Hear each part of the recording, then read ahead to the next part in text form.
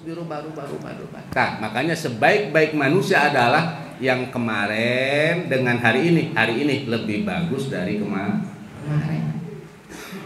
Dan seburuk-buruknya orang adalah hari kemarin dengan hari ini lebih buruk dari kemarin. Eta yang merugi mah rombongan-rombongan itu. Yang rugi adalah sama kemarin sama hari ini sama, itu termasuk rugi. Yang celaka hari ini lebih buruk dari kemarin, celaka ya. Yang untung hari ini lebih baik dari kemarin. Nah,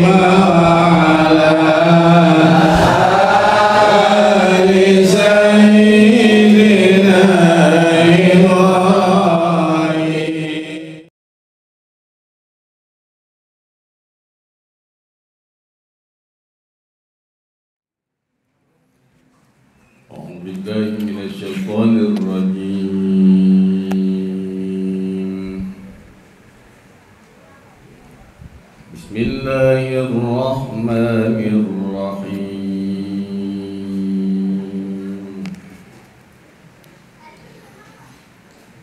Lam yarau kam ahlakna qablahum minal quruni annahum ilayhim la yarji'un. Wallahu bimuradi alam yarau kamana tawarana ningali ya ibad kabehku kam ahlakna qablahum itu kam ahlakna ke ngaruksak ingsun agung qablahum dalam sadurunge ya ibad minal quruni nyatane saking pirang-pirang mangsa ya dinajaya Allah alam yukhbir ahlu Makkah annata waranana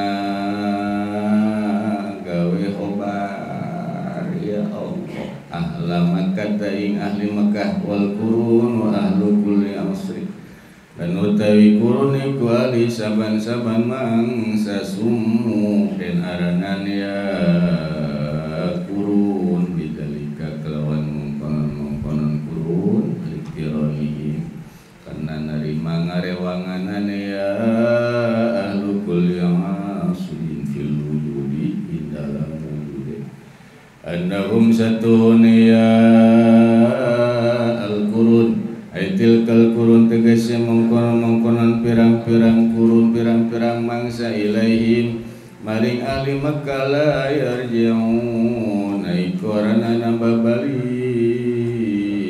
ya tilkal kurun ila dunia maring dunia afala yatamiruna min wa natamakorana ngalap ibarat ya ibad kabeh min busaki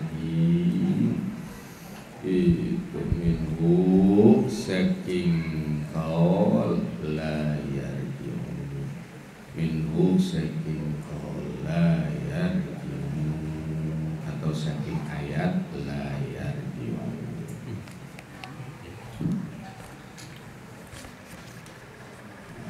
Melanjutkan ayat daripada surah Yasin yang mana mudah-mudahan dengan sababiah kita baca ayat Al-Quran Al-Karim nyorot nur cahaya Allah ke dalam hati kita semua.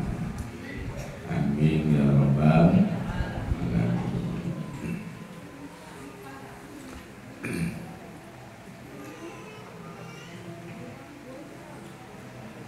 Orang yang bodoh bukan zaman sekarang doang. Dari zaman dulu pun, sebelum Islam datang ke seantero dunia, itu manusia ada dalam kebodohan. Sebelum diutus Kanjeng Nabi Muhammad Sallallahu Alaihi Wasallam, kita mengetahui sebelum datangnya Islam diutus Kanjeng Nabi, itu zaman terkenal dengan zaman jahiliyah, zaman kebodohan. Jahil eta bodoh apanya ketika zaman itu. Jadi jahiliyah teh bodoh bukan karena orangnya tentang ilmu pengetahuan bodoh, enggak. Pinter-pinter ketika itu. Abu Jahal pinter, Abu Lahab pinter, ilmu ekonomi menguasai, ilmu siasat menguasai, ilmu pemerintahan menguasai, ilmu perdagangan menguasai. Coba pinter apa bodoh? Pinter. Abu Jahal pinter ilmu siasat, ilmu pemerintah jago, ilmu dagang jago. Eta Abu Jahal. Kok disebut zaman jahiliyah? Bodohnya karena tidak nyembah kepada zat yang menciptakan alam jagat raya, Allah Subhanahu wa ta'ala. Jadi orang yang bodoh mah bukan orang yang nggak punya titel. Ada orang punya titel, pinter berarti. S1, S2, SPD, SPDI, SAG, kesononya mah dulu dokter Andes atau doktor segala macem, profesor, eta gelar. Kalau zaman sekarang mungkin Abu Jahal itu adalah gelarnya insinyur, arsitek, Abu Jahal.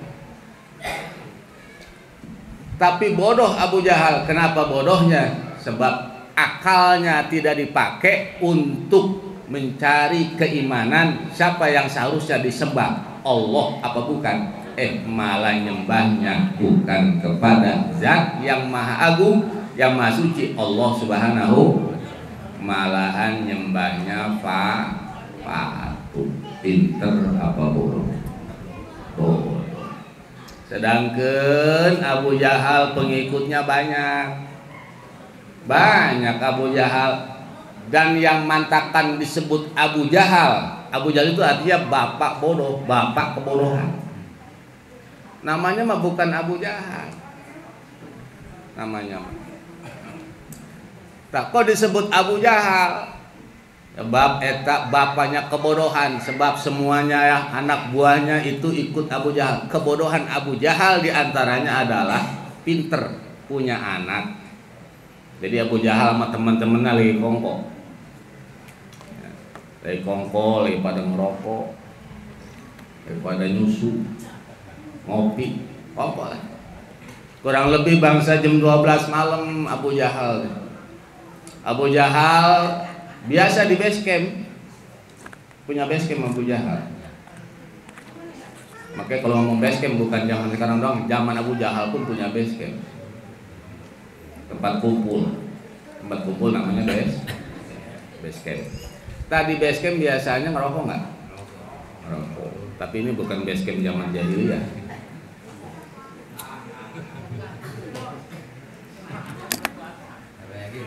Nah, jadi di base camp itu Abu Jahal kalau malam dingin, hawa dingin, Mekah mah tahu sendiri dingin kalau malam teh.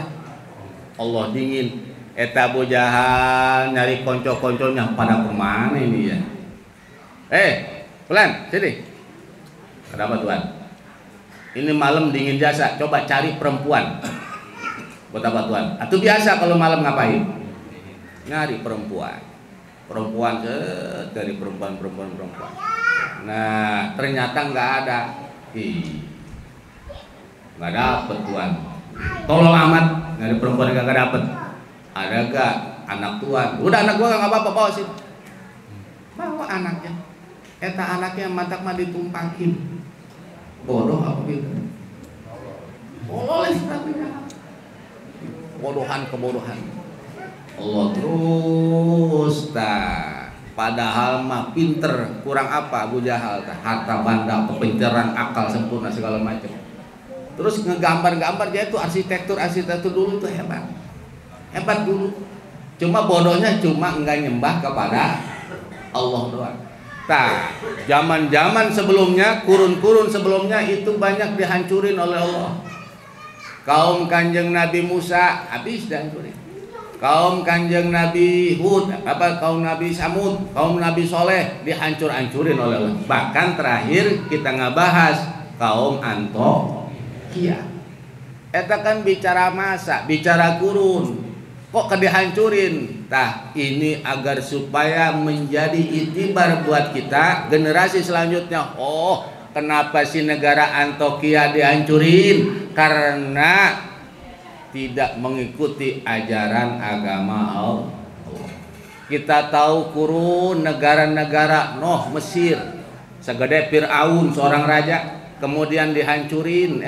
Eta disebabkan apa? Sebab tidak nurut perintah Allah dan utusan-utusan Allah didustai. Kemudian mana lagi? Kaum Nabi Soleh sama dihancurin, kaum Nabi Lut sama dihancurin, kaum Nabi Nuh sama eta dihancurin. Yang mana yang dihancurin? Yang enggak nurut akan perintah-perintah Allah. Nah, berarti kan itibat buat kita.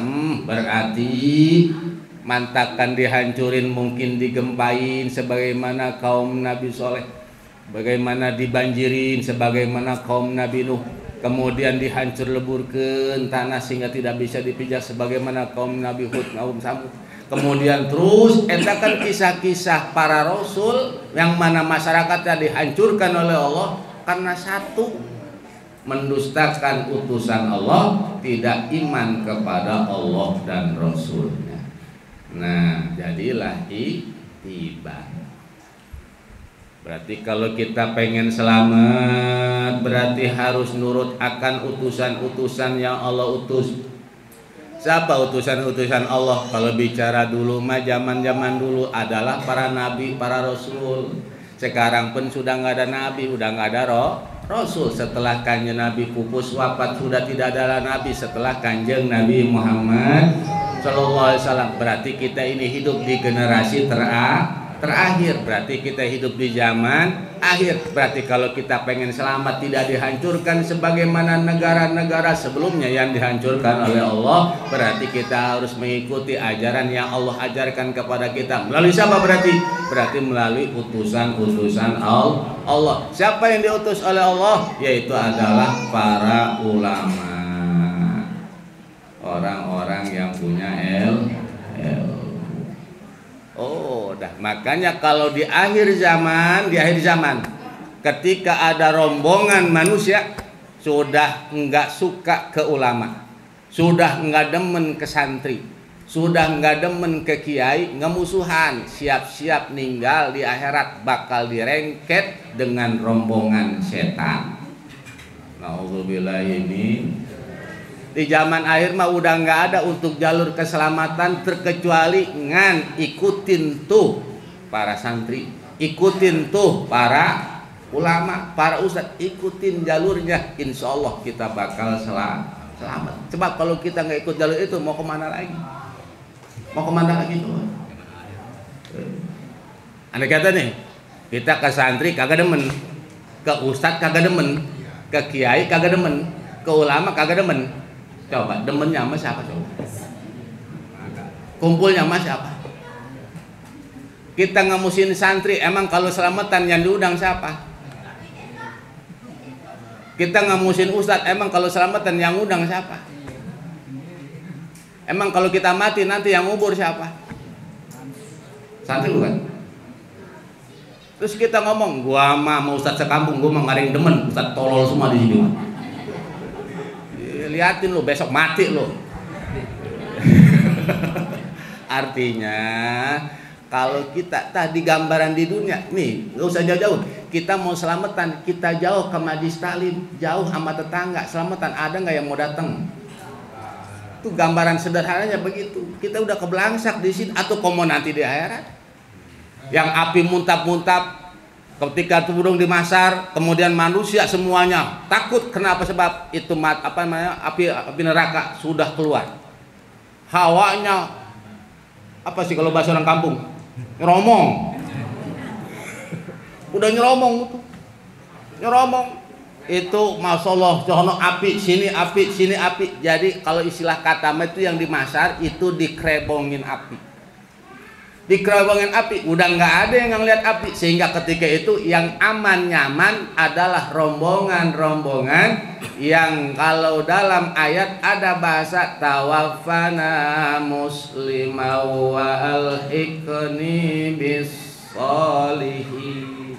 Tak kita pengen wafat dalam keadaan muslim, yakni meninggal dalam keadaan husnul khotimah. Sebab apa? Yang selamat nanti di alam barzah, selamat nanti dalam akhirat adalah yang meninggal dunia bawa iman Islam. Etalah tawaffana muslimah, sebagaimana doa-doa para nabi, para rasul. Kemudian orang-orang yang soleh, eta doanya, ya Allah wafatkan kami dalam keadaan muslim, selamat iman kami tidak tercacat, tidak tersekutu, hanya kepada Allah kami iman, hanya kepada Rasulullah kami iman. Nah, ketika iman ke Allah, iman ke Rasul, imanan wa tasliman, etalah yang bakal selamat. Ternyata model kita menjaga iman susah luar biasa. Sebab untuk menjaga keutuhan iman supaya kokoh, tidak ada lain kecuali ngaji. Ngaji. Jadi ngaji itu untuk nguatin tuh, neguhin iman di dalam dada kita. Iman ke Allah, iman ke Rasul, cuma ngaji. Emang dari ngaji hikmahnya udah aja. Dengan ngaji bisa sholat, dengan ngaji bisa puasa, dengan ngaji tahu hukum bab zakat, dengan ngaji tahu hukum haji, tahu hukum segala macam hukum-hukum agama. Jadi tahu, diawali mau ngaji. Kalau orang udah nggak mau ngaji, pinter dari mana tentang ilmu agama? Minimal mau dulu duduk. Ketika maunya tercuat tah iman. Ketika iman itu, insya Allah, makanya Nabi ngegedein, ngebibesaroh kepada umatnya, memberikan basyiro, kebahagiaan ke umatnya. Mana? Tuh minimal duduk di majlis taklim, ninggal sorga, etak pembubungah namanya, kabar gembira kepada umatnya yang mau ngaji. Ninggal sorga. Kurang apa coba Kanjeng Nabi ngebungahin? Ternyata umatnya tetap baik, tetap aja. Oh. Padahal bicara yang mati udah banyak kiri kanan. Tetangga kita mati kagak sakit lagi, orang tua kita mati nggak sakit lagi, saudara kita mati nggak sakit lagi. Terus kalau matinya dalam keadaan si ono meninggal bagus jasa, sebab waktu meninggal dia mengucap la ilaha illallah, meninggal bagus jasa. Si eta nu bagus ari sia. Nah maksudnya kita itibar ya Allah. Makanya bicara keimanan kita nggak bisa andai kata ngejaga iman sulit luar biasa. Mana diantaranya ngaji, masya Allah sekarang mah banyak cobaan, ujian segala macam. Sholat baik kadang ya Allah kubakati segen ya Allah. Ini si amal apa yang bakal saya andelin nanti di hadapan Allah ketika pengen selamat masuk ke surganya Allah. Amal apa kira-kira? Sholat ya Allah, sholat saya emang gak khusyuk, bukan andalan kayaknya sholat saya ya Allah. Puasa saya juga yang saya laksanain setiap tahun puasa Ramadan ya Allah, eta puasa tahu diterima tahu kagak. Bagaimana puasa saya jadi andalan nanti di hadapan Engkau ya Allah. Kemudian saya sedekah ya Allah, sedekah saya mah gitu. Kalau bicara ribuan sama jutaan, banyakan ribuannya. Itu juga kadang-kadang saya mengasihnya kagak ikhlas. Barijeng lemparin ke RT yang minta mulu dan eta ngelempar ke saya ambil sewa. Ya Allah, sedekah saya bukan andalan untuk saya selamat di hadapan Engkau. mana lagi eta yang bisa jadi andalan. Tah yang kedua andalan kita mah wa alhiqni bis sholihin. Ya Allah, temuin saya, barengin dengan rombongan orang-orang yang soleh. Andai kata sholat kita bukan andalan, puasa kita bukan andalan, sedekah kita bukan andalan, apa yang kita andelin tiada lain adalah kumpul dengan rombongan orang-orang yang soleh. Bagaimana caranya? Datang ke majlisnya. Datang ke majlisnya. Ketika kita majlis berarti akal diikut rombongan dari orang-orang yang soleh tersebut. Andai kata sholat kita belentang-belentong, tapi kalau ketemu dengan para ulama solihin, insya Allah kita bakal selamat. Bakal selamat. Tak minimal eta berarti ngaji udah ngaji mau di mana baik, yang penting ngaji bener, gurunya punya guru, gurunya punya guru, guru terus nyambung sampai ke junjungan Nabi besar kita Muhammad sallallahu alaihi wasallam. Udah di zaman kita, zaman akhir, ngaji kemana lagi coba supaya kita bisa nyambung ke Kanjeng Rasul? Kalau nggak ada jembatannya ngaji, nggak ada jembatannya ngaji, mau jadi apa kita nanti? Ya kita nggak ngaji, kita nggak ngaji, ngejembatan nanti kemana? Makanya kenapa kita kumpul? Ayo. Makanya tadi bahasa bebangus, jangan sampai kita jadi Abu Jahal, jangan sampai kita jadi Abu Lahab, jangan sampai kita jadi abu-abu yang lainnya. Kenapa? Sebab tidak ada yang bisa nyelamatin diri kita kecuali diri kita. Nggak ada yang bisa nyelamatin keluarga kita. Siapa keluarga kita? Keluarga kita mah tuh istri kita, keluarga kita. Siapa lagi? Anak kita, keluarga kita. Ada cucu mah keluarga anak kita. Kita jaga tuh. Makanya andai kata si ono mah padahal mah babanya Ustaz, cucunya jadi tukang lenong. Doraka nggak engkongnya? Enggak. Sebab apa? Udah keluar jalur dari keluarga. Keluar. Udah bisa, sebab apa? Cucu mah ada babanya. Babanya yang tanggung jawab. Emaknya yang tanggung jawab. Adapun kita sebagai suami, siapa yang harus kita jaga? Istri, anak. Adik cucu mah punya babanya. Terus begitu. Makanya kita jaga, makanya solehin anak kita, tempatin anak kita kemana? Ke majlis-majlis ilmu. Adapun bicara dunia mah enggak kudu disuruh, enggak pada nyari sendiri. Perut perih, pengen makan, bakal nyari dia. Bakal nyari. Ayam aja, ayam bukan dari kandang, pengen makan, kok korek. Hari manusia, walaupun nggak sekolah, andai kata di manusia nggak sekolah, ya, nggak sekolah, kemudian dewasa pengen makan, pasti nyari duit ya. Bakal nyari. Kenapa? Dikasih akal oleh Allah. Nggak kudu jauh, hewan baik yang nggak dikasih akal, ketemu makan rezeki tiap hari. Kenapa? Sebab tawakalnya ke Allah. Nah kita dikasih akal, masa kalah sama ayam. Nah akal tersebut karena makan mah kebutuhan, karena minum mah kebutuhan, adapun pakaian kebutuhan, kemudian kendaraan pun etak kebutuhan, bukan kepengen. Awas, kebutuhan, jangan ngikutin kepengen. Kita mau ngaji, aduh nggak ada motor, butuh motor, beli motor etak bakal jadi ganjaran kalau dipakai ibadah. Kemudian pengen ngebangun rumah ini bukan karena keinginan. Kalau keinginan mah masya Allah punya rumah, masya Allah rumahnya isinya pengen granit, atasnya juga pakai plafon PVC. Kemudian gentengnya juga bukan genteng, pengen genteng menir. Allah takut kalau nurutin keinginan. Tapi kalau butuh cukup, mana butuh? Duh, ini mah kepanasan, ngebangun, karena butuh, ngebangun rumah, ngebangun rumahnya karena butuh, atur mantakan jadi ganjaran. Ngebangunnya.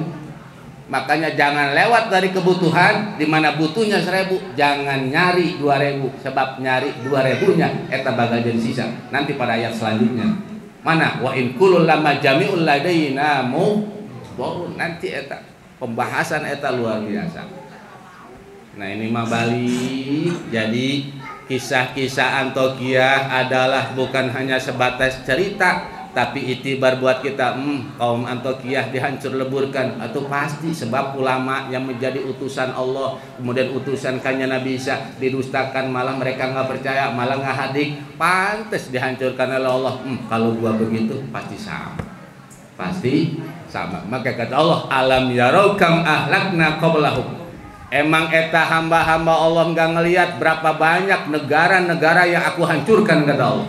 Qablahum, sebelum mereka, sebelum hamba-hamba yang tidak mengalami zaman itu.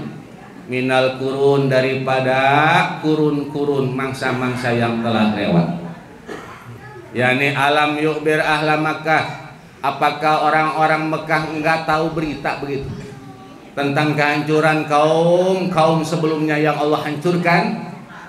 Kan disampaikan oleh Allah dalam ayat-ayat khobar, ayat-ayat yang menceritakan berita-berita tentang kejadian masa lalu. Diceritakan tuh kaum Nabi Nuh bagaimana dihancurkan. Itu kan ada di Al-Quran. Apakah orang Mekah tersebut kagak mau baca, mau dengar? Atau bahasa kita, apakah orang Indonesia nggak mau dengerin berita-berita ini? Itu semuanya sudah ada. Wal kurun, bahasa kurun tersebut adalah ahlul kulli asri.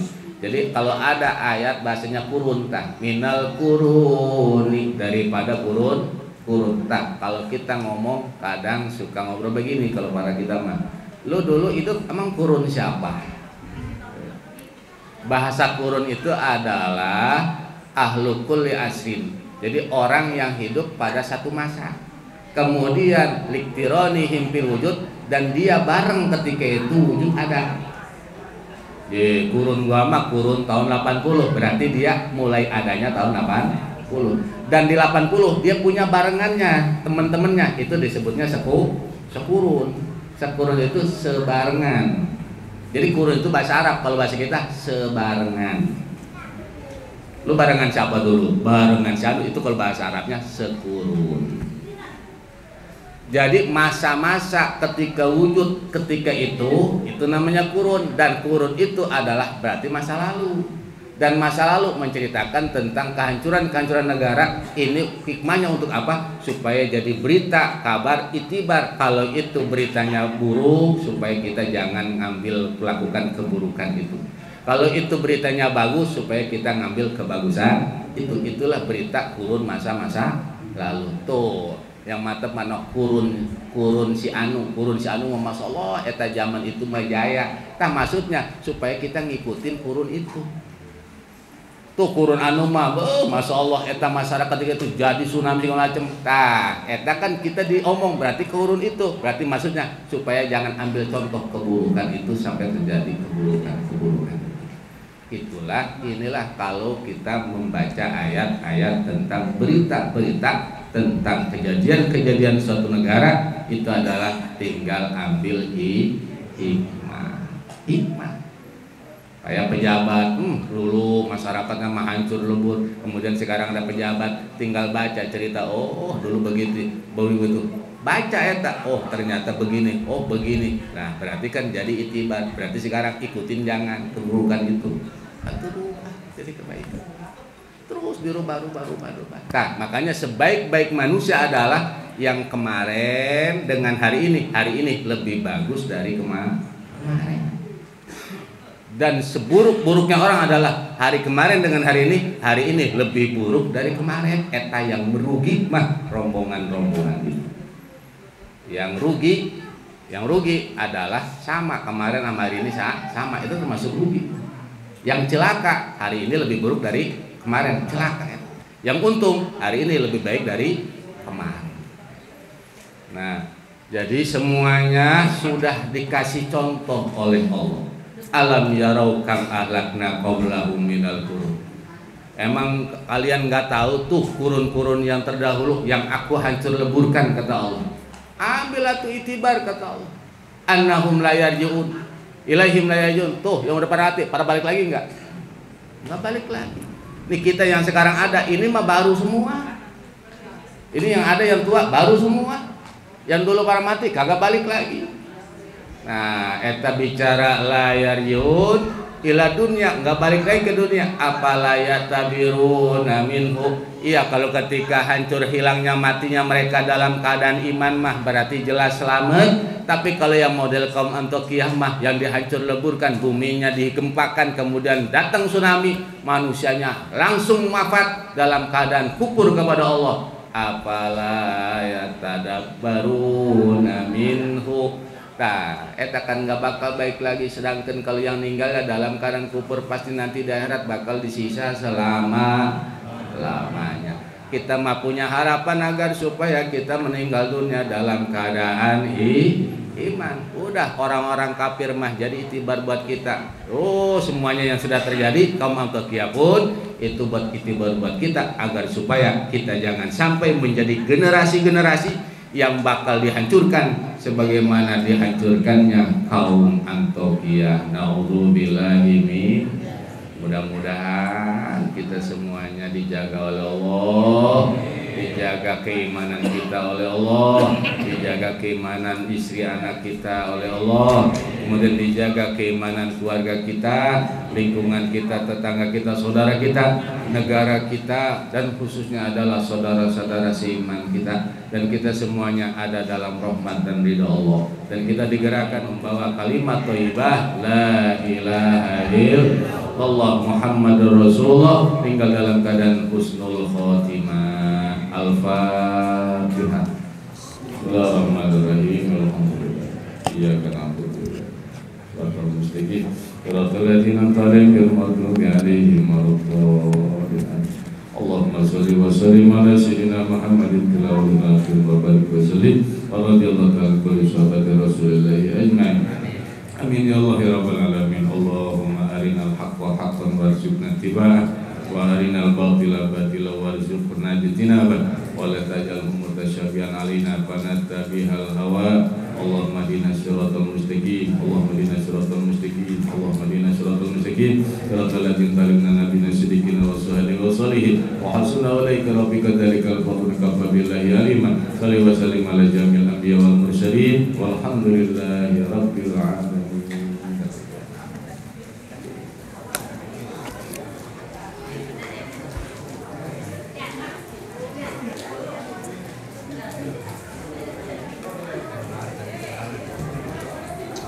Mana bapaknya?